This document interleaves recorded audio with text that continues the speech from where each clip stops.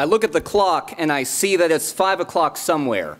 And so as Elizabeth Taylor told her first husband, I won't be keeping you long.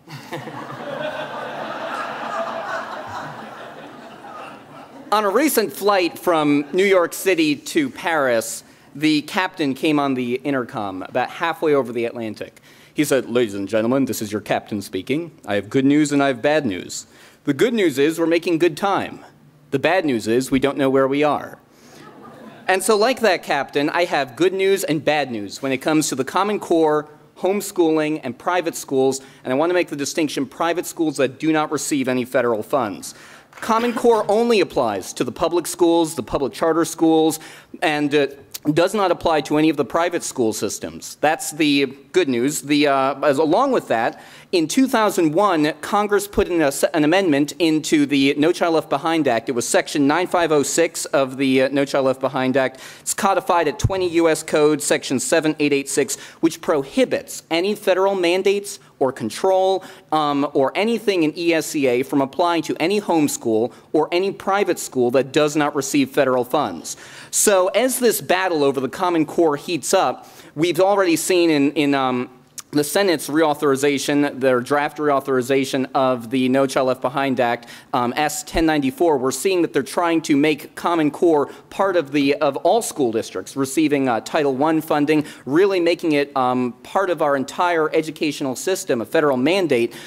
Even if that were to pass, they do include that language saying nothing in this act applies to a homeschool or private school that does not receive federal funds. The House version, H.R. 5, is very good. It actually gets rid of the federal role in the Common Core. We need to see more bills like that. We need to defund Race to the Top and stop this federal incentivizing of the states adopting the Common Core. So that's the good news. The bad news is, as Jamie said, there were many provisions in federal law prior to Race to the Top which said that there shall be no federal control or federal funds over the curriculum, over the standards, over the testing. And with Race to the Top and many of the other bills that have recently been passed in Congress since 2009, that was completely ignored. So this is a good thing, protecting homeschooling and private schools in federal law, but it is not a sure thing. And that brings me to the dangers of what we have, the bad news. Even though the Common Core does not apply to homeschools, the threats and the concerns that we see at Homeschool Legal Defense, that many of our friends, many of you here see, are growing for homeschools and for private schools that do not receive federal funds. By far the biggest, I believe, are the databases.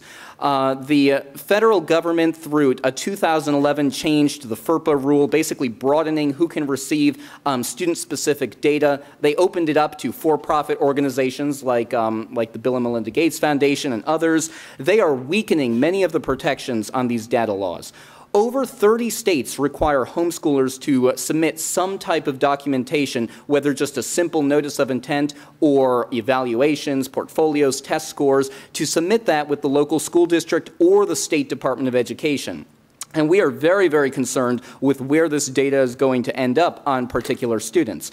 In New York, homeschoolers are giving that information, and we were very concerned because that data was almost being included in New York's upload of the data then to the In Bloom data systems. And we were able just to stop it, to nip it in the bud. Right now, there are no states that are sending homeschool data into these longitudinal statewide databases, but the threat is out there. In 2011, at a conference, it was the National Conference of Student Assessment, officials from Oklahoma State explained to the CCSSO, the Council of Chief State School Officials, how the challenge of meeting new federal and state data requirements are motivating them, quote, to include student groups not now included, e.g. homeschooled, and they actually said that on the PowerPoint, in the data system, end quote. I have that slide available. I wasn't able to bring it with me, but I would love to make that available to any of you who are researching this. The goal is to include the data of all students, homeschool, private school, and of course public school students, in these statewide longitudinal data systems. How will this data be protected? What will be included in it? It's frankly Orwellian and very, very concerning, I think, to every parent.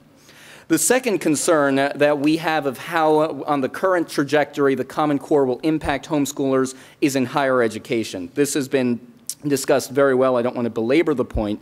But down the road, as colleges are being aligned to the Common Core, we have fought so many battles of where community colleges primarily, but even just less than a decade ago, many of our Ivy League institutions of higher ed were saying we cannot accept a homeschool student because that diploma was signed by the parents. It's not been accredited. We don't want to lose our federal FAFSA funds. We're not going to accept the homeschool students. We've won many of those battles. But if the institutions of higher education are starting to look and say, well, is that transcript from a homeschool student aligned with the Common Core? Those are the only students we want. It could be very, very concerning to homeschoolers. It could shut them out of many of these institutions of higher ed. The National Governors Association is compiling a guide for states to use while implementing the Common Core. This document emphasizes that the Common Core standards for college readiness will be used by institutions of higher learning to determine whether a student is ready to enroll in a post-secondary course. Achieve, one of the main organizations evaluating the Common Core, is even exhorting institutions of higher ed to revise their curricula to create, quote, seamless translations, end quote, from K-12 to post-secondary schools. I heard a recent interview between Secretary of Ed Arne Duncan on the Diane Rehm show, and he said, what we want to create is a seamless cradle to career pipeline for all of these students. And that type of stuff coming from our Department of Education, from the federal government, is very concerning to homeschool legal defense. Number 3, the tests, the College Board, the ACT, and the SAT being aligned to the Common Core. There's been some great discussion of this already. Homeschoolers who are college-bound, which is a very large percentage of them, they're going to de facto be having to take these tests that are aligned with the Common Core, even though their homeschool curriculum may not be aligned with it. And finally, the greatest concern from a philosophical point of view. The Common Core, I believe, is a bald-faced attempt to create a national curriculum, national standards that will lead to national testing, a one-size-fits-all approach to education dictated by Washington, D.C., mandated down to the states, down to the lowest school district that we have in our country. And that is not how our system of education was supposed to be founded. We're here on the campus of the Fighting Irish, and so it would be great to quote this line from the famous Irish poet William Butler Yeats. It's been attributed to him, so I'm not 100% certain if he said it, but he is attributed to have said, "Education is about lighting a fire, not filling a pail."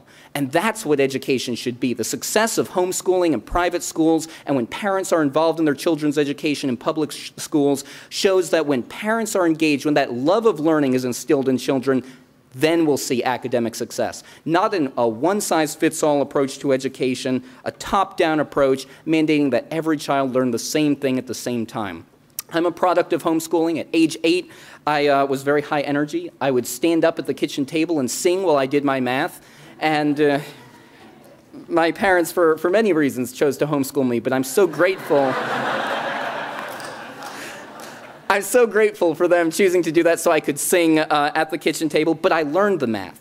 And I think that anecdotal story shows that every child is unique. Every child has God-given potential, not to be some cog in the wheel, not to have central planners in the socialist, kind of the USSR mentality of the central planners will decide who goes on to college and who goes on to career and who goes on to VOTEC, but so parents and kids can reach that untapped potential in every single young person.